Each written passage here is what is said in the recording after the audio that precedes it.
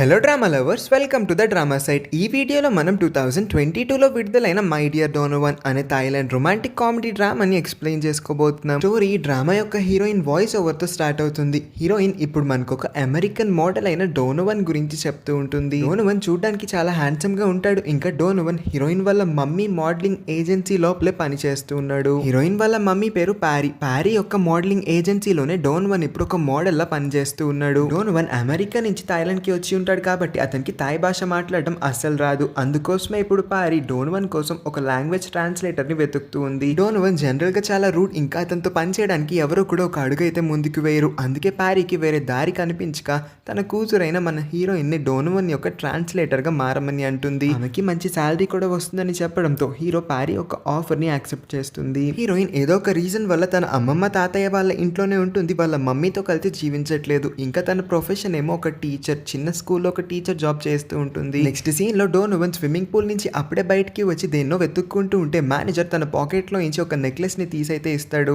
Donovan వెంటనే దాన్ని అయితే తన మెడలో వేసేసుకుంటాడు.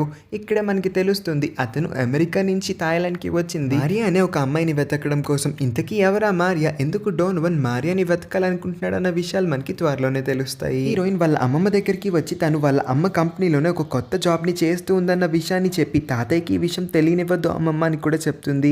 వాళ్ళ అమ్మమ్మ కూడా ఈ విషయాన్ని సీక్రెట్ గానే ఉంచుతాం అనుకుంటుంది. అసలు ఎందుకు ప్యారీ వీళ్ళందరితో కలిసి జీవించట్లేదు, ఇంకా హీరోయిన్ ప్యారీ కంపెనీలో జాబ్ చేస్తూ ఉన్న విషయం వాళ్ళ తాతయ్యకి ఎందుకు తెలియనివ్వాలనుకోవట్లేదు అనే విషయాలు కూడా మనకి త్వరలోనే తెలియబోతున్నాయి. హీరోయిన్ కి తన వర్క్ యొక్క ఫస్ట్ డేనే డోనోవన్ యాటిట్యూడ్ వల్ల చాలా చిరాకు వచ్చేస్తుంది. డోనోవన్ ఆమెతో చాలా రూడ్ గా బిహేవ్ చేయడం వల్ల తను ఈ జాబ్ ని ముందే వదిలేద్దాం అనుకుంటుంది. ఇదే విషయం వాళ్ళ అమ్మకి కాల్ చేసి కూడా చెప్తే ప్యారీ మాత్రం నోరు మూసుకొని ఉండవే, చేసి ఒక్కరోజు కూడా కాలేదు అప్పుడే జాబ్ వదిలేస్తానంటావేంటి, వెంటనే నువ్వు డోనోవన్ని సిటీకి దూరంలో ఉన్న ఈ బీచ్ దగ్గరికి తీసుకురా, అతనికి ఇప్పుడు ఒక ఇంపార్టెంట్ షూటింగ్ ఉంది, మా మాట అస్సలు వినట్లేదు, ఎంత చెప్తున్నా వినిపించుకోవట్లేదు, నువ్వన్నా కొంచెం బలవంత పెట్టి తీసుకొచ్చాయని కాల్ కట్ చేస్తుంది. ఇంకా హీరోయిన్ డోనోవన్ చేయి పట్టుకొని అతన్ని ఈడ్చుకొని తీసుకొని వెళ్ళి షూట్ లొకేషన్ లో పడేస్తుంది. ఫోటో షూట్ యొక్క ప్రొడ్యూసర్ పేరు డా. ఈ అమ్మాయికి డోనోవన్ని చూసి చూడంగానే ఇష్టం అయితే కలుగుతుంది. హీరోయిన్ కి లేట్ గా తెలుస్తుంది ఈ ఫోటో షూట్ ఒక్క రోజు కాదు కంటిన్యూస్ గా 2 days అయితే ఉండబోతుందని. అందుకే ఆ రాత్రి దగ్గరలో ఒక హోటల్ అయితే బుక్ చేసుకొని ఆ హోటల్ రూమ్ లోనే ఉంటుంది. తను ఒకసారి వాళ్ళ ఫ్రెండ్కి కాల్ చేసి వాళ్ళ తాతయ్యని 2 రోజులు జాగ్రత్తగా చూసుకోమని అయితే చెప్తుంది. ఇక్కడే మనకు ఒక చిన్న ఫ్లాష్ బ్యాక్లో ఎలా అయితే పారి చిన్న వయసులో ఉన్న హీరోయిన్ని వాళ్ళ అమ్మమ్మ తాతయ్య ఇంట్లోనే వదిలేసి వెళ్ళిపోతూ ఉండడాన్ని చూపిస్తారు. ఈ సీన్ని హీరోయిన్ కూడా ఒకసారి తలుచుకొని బాధపడుతుంది. హీరోయిన్ డ్రెస్ చేంజ్ చేసుకుంటున్న టైంలో బాల్కనీ దగ్గరికి డోనోవన్ కోతిలాగా ఎక్కుతూ ఉంటాడు. వెంటనే వెళ్ళి అతన్ని సేవ్ చేస్తుంది. ఇక్కడికి ఈ టైంలో ఎందుకు వచ్చావని అడిగితే అతని షూటింగ్ పార్ట్నర్ అయిన జెసికా అనే ఒక అమ్మాయి హీరో వెంట పడుతూ ఉంది. హీరో హోటల్ డోర్ యొక్క తాళాలు కూడా జెసికా దగ్గర ఉంటాయి. ఇంకేముంది, ఆ అమ్మాయి తనకి నచ్చినప్పుడల్లా హీరో పర్మిషన్ లేకుండా అతని రూమ్ లోపలికి అయితే వచ్చేస్తుంది. ఆ అమ్మాయి టార్చర్ భరించలేక ఇప్పుడు ఇలాగ కోతిలాగా ఎక్కి వచ్చానని చెప్తాడు. హీరోయిన్ కూడా ఈ రాత్రికి అతనికి కావాల్స్తే ఆమె రూమ్ లోనే ఉండొచ్చని పర్మిషన్ ఇవ్వడంతో హీరోయినే పర్మిషన్ ఇచ్చింది కాబట్టి ఆ రాత్రికి హీరోయిన్ హోటల్ రూమ్ లోనే స్టే చేద్దాం అనుకుంటాడు. అక్కడే పడుకుండిపోతాడు. తెల్లవారి అతను షూట్ కి అయితే వెళ్ళిపోతాడు. వెళ్లే ముందు హీరోయిన్ కి ఒక థ్యాంక్ యూ నోట్ ని కూడా రాసి పెడతాడు. హీరోయిన్ లేచిన తర్వాత ఆ నోట్ని చూసుకొని అద్దంలో తన మొహం తానే చూసుకొని ఎందుకో మురిసిపోతూ ఉంటుంది. హీరోయిన్ తన అమ్మమ్మ తాతయ్యని తీసుకొని ఒక మాల్కి అయితే షాపింగ్ చేయడానికి వస్తుంది. తను ఇంకా వాళ్ళ అమ్మమ్మ ఒక షాప్లోకి వెళ్తే వాళ్ళ తాతయ్య వేరే అవసరాల కోసం ఇంకొక షాప్కి అయితే వెళ్తాడు. ఇక్కడే తాతయ్యకి ప్యారీ కనిపిస్తుంది. ఇంకా ప్యారీ ఒక ఫారెన్ అబ్బాయిని పెళ్లి చేసుకొని కొత్త ఫ్యామిలీని కూడా స్టార్ట్ చేసిందన్న విషయం అర్థమవుతుంది. అతనికి ఎందుకో సడన్ గా హార్ట్ అటాక్ వచ్చినట్టు అనిపించడంతో కళ్ళు తిరిగి పడిపోబోతాడు. కరెక్ట్ టైంకి డోనోవన్ ఆ ప్లేస్కి వచ్చి తాతయ్యని సేవ్ చేస్తాడు. వెంటనే అతన్ని హాస్పిటల్లో అడ్మిట్ చేస్తారు. ఆ తర్వాత డాక్టర్ చెప్తాడు అతనికి బైపాస్ సర్జరీ చేయాల్సి ఉంటుందని. ప్యారీ తన తండ్రి ఇబ్బందుల్లో ఉన్నాడని తెలుసుకొని అతని ఆపరేషన్కి కావాల్సిన డబ్బుల్ని కూడా ఇస్తానని ఆఫర్ చేస్తుంది. కానీ తాతయ్య మాత్రం తన కూతురు డబ్బులు అతనికి అవసరమే లేదని, ఇలాంటి సిగ్గులేని దాని దగ్గర నుంచి డబ్బులు తీసుకోవడం కన్నా చచ్చిపోవడమే మేలని తన కూతుర్ని చాలా అంటే చాలా అవమానిస్తాడు అక్కడ ఉన్న వాళ్ళందరి ముందు. ప్యారీకి కళ్ళంట నీళ్ళు కూడా వచ్చేస్తూ ఉంటాయి. ఇప్పుడు వాళ్ళ తాతయ్య సర్జరీకి డబ్బుల్ని ఎలా సంపాదించాలో అర్థం కాక హీరోయిన్ కన్ఫ్యూజ్ అవుతున్న టైంలో ఆమె దగ్గరికి డోనోవన్ వచ్చి నువ్వు నా ట్రాన్స్లేటర్ గా కాకుండా నా మేనేజర్ గా ఉంటావా అని అడుగుతాడు. హీరోయిన్ తన దగ్గర పనిచేసింది కేవలం 2 రోజులు అయినా కూడా హీరోయిన్ యొక్క యాటిట్యూడ్ అతనికి బాగా నచ్చుతుంది. ఇంత సున్నితమైన అమ్మాయి ఇలాగా బాధపడుతూ ఉండడం అతను కూడా చూడలేకపోతాడు. అందుకే మేనేజర్ పోస్ట్ ని ఇచ్చి ఆమె శాలరీని కూడా ఇంక్రీజ్ చేస్తాడు. డోనోవన్ ఇలా సహాయం చేయడం వల్ల ఇప్పుడు ఆమె పని కాస్త ఈజీ అయింది. ఆమె ఎర్నింగ్స్ కూడా పెరిగినాయి అని తెలుసుకోవడంతో కాస్త ఎమోషనల్ అయ్యి హీరోయిన్ కాలంట నీళ్ళు వచ్చేస్తూ ఉంటాయి. డోనోవన్ హీరోయిన్ ని హక్ చేసుకొని ఆమెని ఓదారుస్తూ ఉంటాడు. ఏడవద్దు చిన్న పిల్లలాగా అని. అని. నెక్స్ట్ డే ఫోటోషూట్ అంతా అయిపోయిన తర్వాత డోనోవన్ కి మాల్లో ఒక అమ్మాయి అయితే కనిపిస్తుంది. ఆ అమ్మాయి తనకి తెలిసిన ఫేస్ లాగే అనిపించడంతో ఆ అమ్మాయి వెనకాలే పరిగెత్తుకుంటూ చాలా స్పీడ్గా ఫాలో అవుతాడు. కానీ ఆ అమ్మాయి డోనోవన్కి తెలిసిన అమ్మాయి అయితే కాదు కాబట్టి ఆ అమ్మాయిని అక్కడి నుంచి పంపించేస్తాడు. డోనోవన్ కాస్త డిసప్పాయింట్ అవుతాడు. డోనోవన్ స్పీడ్ని మ్యాచ్ చేయడానికి మన హీరోయిన్ కూడా చాలా వేగంగా పరిగెడుతుంది. దానివల్ల ఆమె కాళ్ళకైతే చిన్న గాయం అవుతుంది. గాయపడిన హీరోయిన్ని చూసి డోనోవన్ హీరోయిన్ని తన చేతుల్లోకి ఎత్తుకొని రూమ్ లోపలికి అయితే తీసుకొని వస్తాడు. ఆ తర్వాత అతను వేసుకున్న షూస్ని తీసేసి హీరోయిన్ని వేసుకోమని వాటిని ఇస్తాడు. హీరోయిన్ ఆ షూస్ని వేసుకొని ఇంటికి తిరిగి వచ్చేస్తుంది.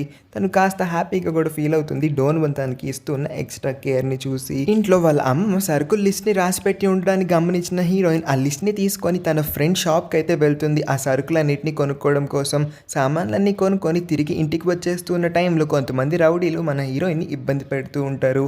కరెక్ట్ టైంకి అక్కడికి హీరోయిక్ ఎంట్రీని అయితే ఇచ్చి ఆ రౌడీలందరినీ అక్కడి నుంచి తరిమి కొట్టి హీరోయిన్ని సేవ్ చేస్తాడు. తర్వాత హీరోయిన్కి ఇచ్చిన అతని చైన్ ఏది అని అడిగితే హీరోయిన్ మొత్తం వెతుకుతుంది కానీ ఆ చైన్ పోయింది అని చెప్తుంది.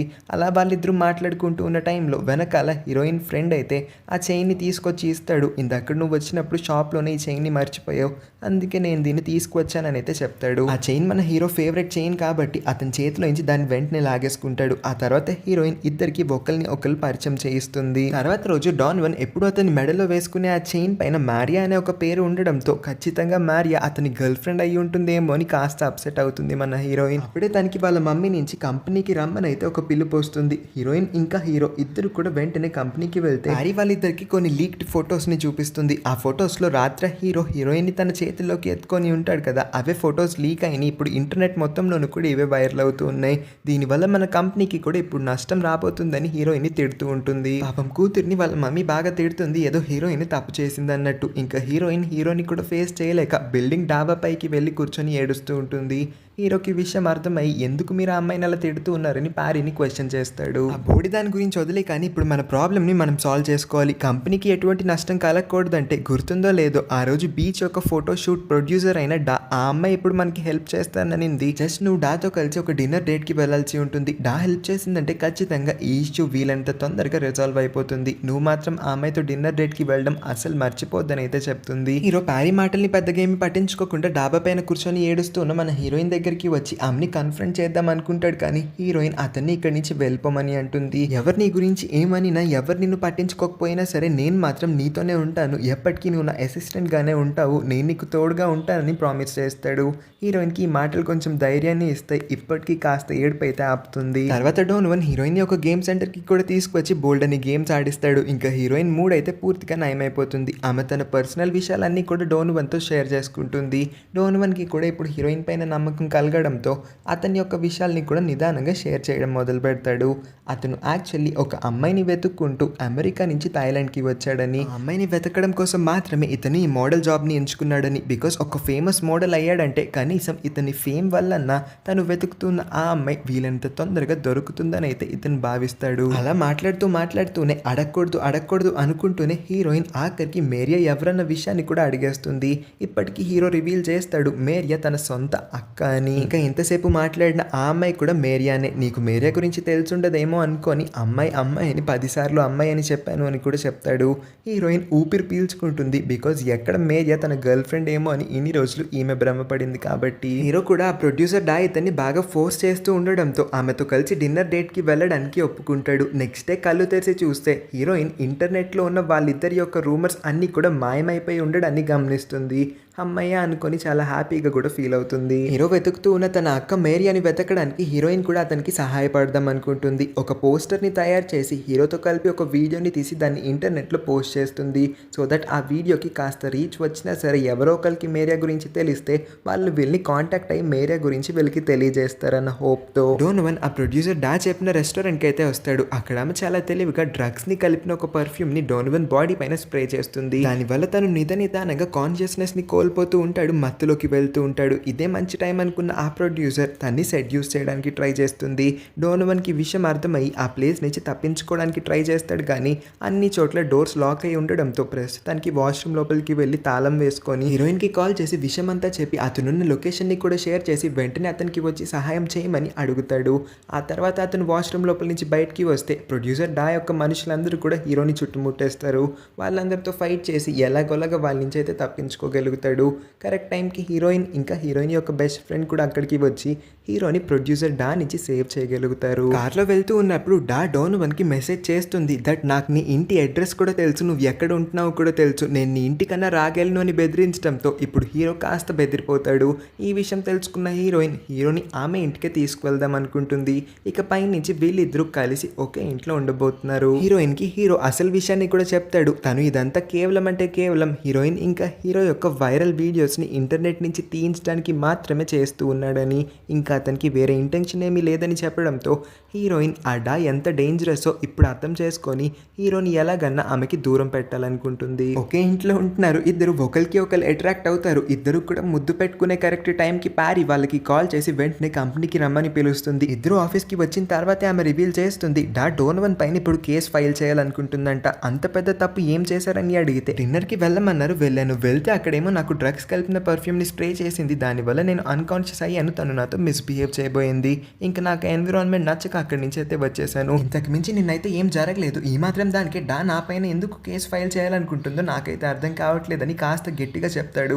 ప్యారీకి కూడా చాలా కోపం వస్తుంది. ఇలా వీళ్ళందరూ గొడవ పడుతున్న టైంలోనే మనకి అర్థమవుతుంది ప్యారీ తన సొంత అవసరాల్ని ఫుల్ఫిల్ చేసుకోవడం కోసం తన కన్న కూతుర్ని వాళ్ళ అమ్మ నాన్న ఇంట్లోనే వదిలేసి పర్మనెంట్గా ఈ కంట్రీని వదిలేసి వేరే కంట్రీకి వెళ్ళిపోతుంది.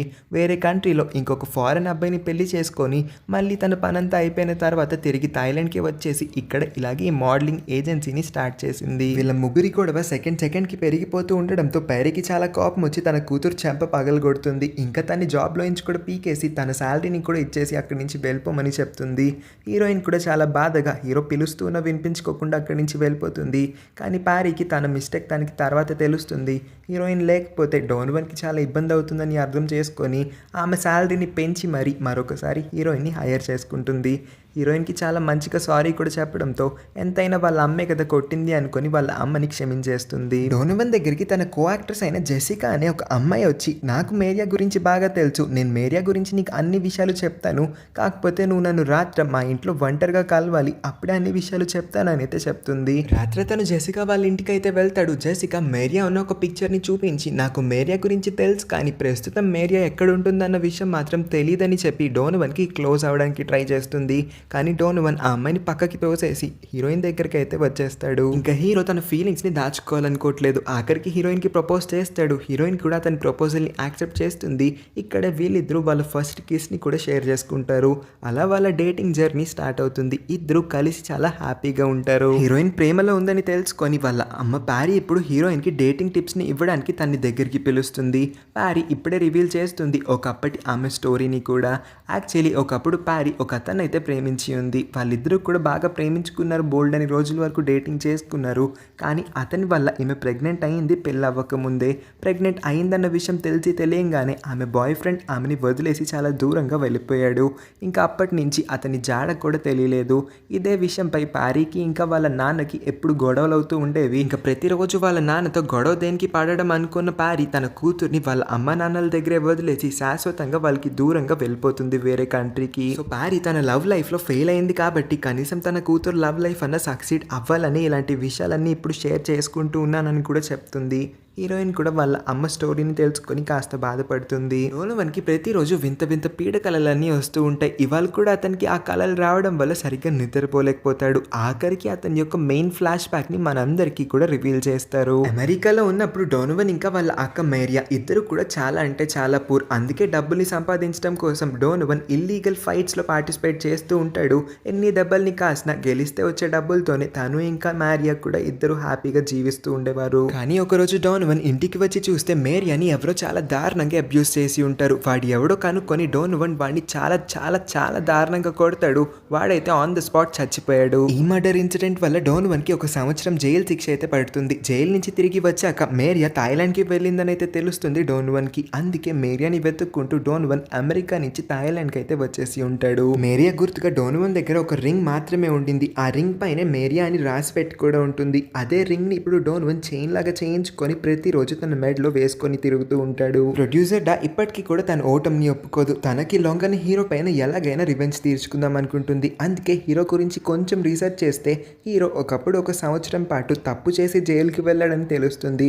ఇంకేముంది, ఇదే విషయాన్ని ఆమె ఇంటర్నెట్ మొత్తంలోనూ కూడా అప్లోడ్ చేసి ఈ న్యూస్ ని వైరల్ అయ్యేలా చేస్తుంది. హీరోయిన్ కి కూడా ఈ విషయం న్యూస్ ద్వారానే తెలుస్తుంది. ఇంత పెద్ద విషయం డోనోవన్ ఇన్ని రోజులు ఆమె దగ్గర దాచినందుకు హీరోయిన్ చాలా బాధపడుతుంది. హీరోయిన్ బాధపడుతూ ఉండడం చూసి హీరో కూడా వెళ్ళి ఆమెని హక్ చేసుకొని జరిగిన విషయాలన్నిటి గురించి కూడా ఆమెకి చెప్పి, దీన్ని ఎలా చెప్పాలో నాకు ముందు నుంచి తెలియలేదు, అందుకే ఫస్ట్ నుంచి ఇప్పటి వరకు దీన్ని దాచాను, ఇంకా వేరే రీజన్ ఏమీ లేదు, నన్ను క్షమించమని చాలా ప్రేమగా అడిగేసరికి హీరోయిన్ కూడా అతనికి ఫుల్ సపోర్ట్ని ఇస్తుంది. డోనోవన్ ఒక ప్రెస్ కాన్ఫరెన్స్ని అరేంజ్ చేసి ఇప్పటి వరకు అతని జీవితంలో జరిగిన ప్రతి ఒక్క విషయాన్ని కూడా అందరితో షేర్ చేసుకొని అతను ఎందుకు జైలుకి వెళ్లాల్సి వచ్చిందనే ఇప్పుడు ఇంటర్నెట్ రూమర్స్ అన్నిటికీ కూడా క్లారిటీని ఇచ్చి అందరూ అతన్ని ఇంకా సపోర్ట్ చేస్తారని అతను కోరుకుంటున్నట్టుగా రిక్వెస్ట్ చేసుకుంటాడు. ఈ దెబ్బతో డా స్ప్రెడ్ చేసిన ఇంటర్నెట్ రూమర్స్ అన్నిటికీ కూడా క్లారిటీ వస్తుంది. మిస్అండర్స్టాండింగ్స్ అన్ని క్లియర్ అయిపోతాయి. డా ప్లాన్ అట్టర్ ఫ్లాప్ అవుతుంది. డోనోవన్ కి ఆనియా అనే ఒక అమ్మాయి నుంచి మెసేజ్ అయితే వస్తుంది. ఆనియాకి మేరియా గురించి తెలుసని చెప్పడంతో డోనోవన్ వెంటనే హీరోయిన్ ని తీసుకొని ఆనియాని కలవడానికి ఆనియా వాళ్ళ ఇంటికి వస్తాడు.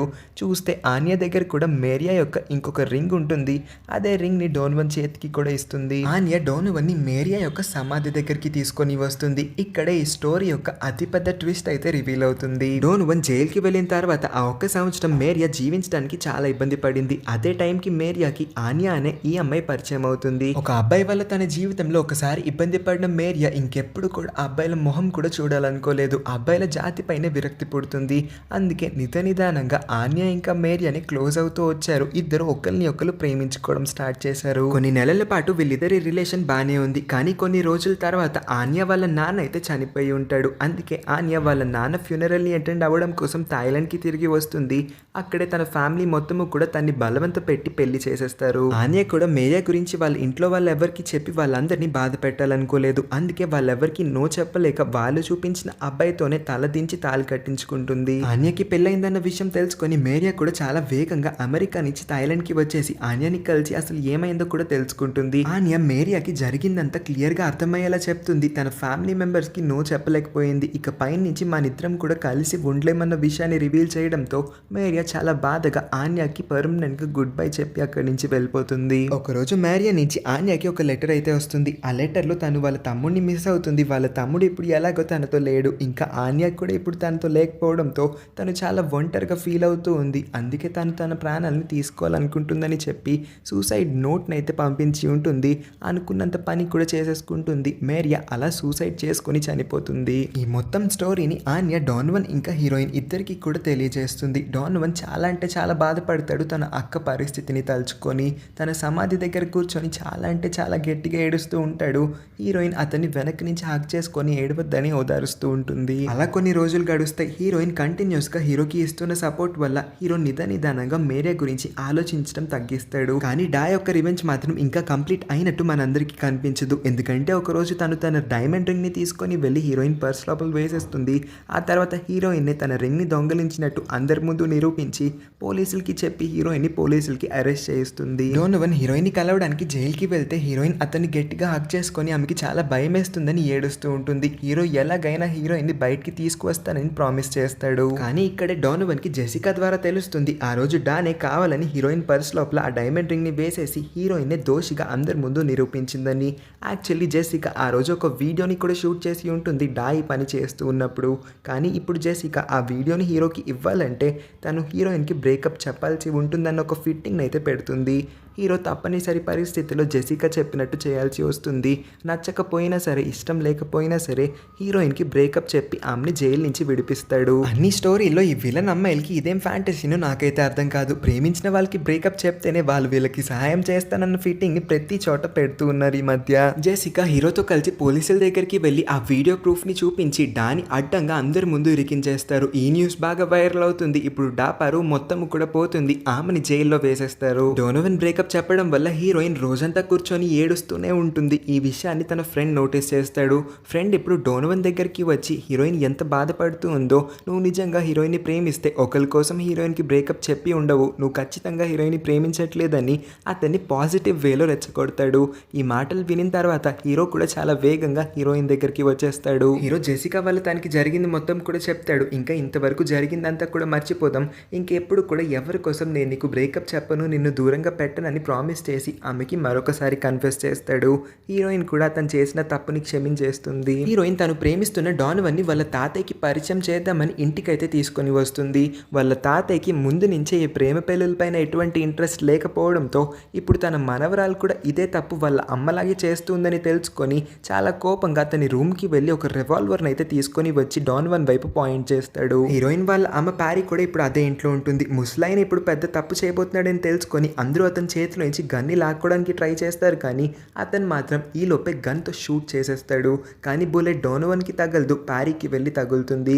ఆమె కడుపులో తగలడం వల్ల వెంటనే ఆమెని హాస్పిటల్లో అడ్మిట్ చేస్తారు. లక్కీలీ డాక్టర్స్ ఆమె ప్రాణాన్ని సేవ్ చేయగలుగుతారు. హాస్పిటల్లో నొప్పితో బాధపడుతూ ఉన్న తన కూతురు దగ్గరికి ముస్లైన్ వచ్చి ఆఖరికి తన కూతురుతో ఎన్నో సంవత్సరాల తర్వాత మాట్లాడతాడు. ప్యారీ కూడా వాళ్ళ నాన్న మాట్లాడడంతో చాలా హ్యాపీగా ఫీల్ అవుతుంది.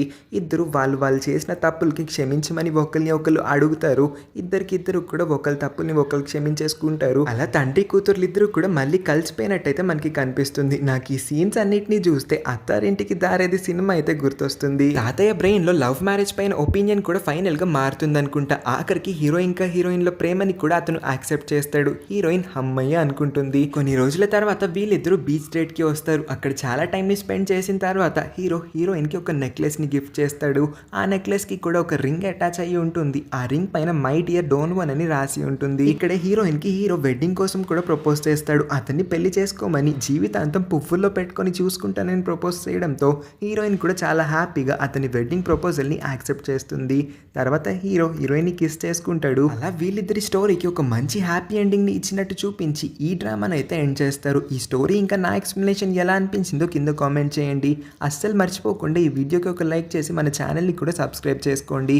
ఇంకా మన ఛానల్లో ఉన్న మిగతా వీడియోస్ని కూడా చెక్ చేసి నోటిఫికేషన్ బెల్ని కూడా ఆన్ చేసుకొని ఉంచడం మర్చిపోవద్దు. Thank you for watching.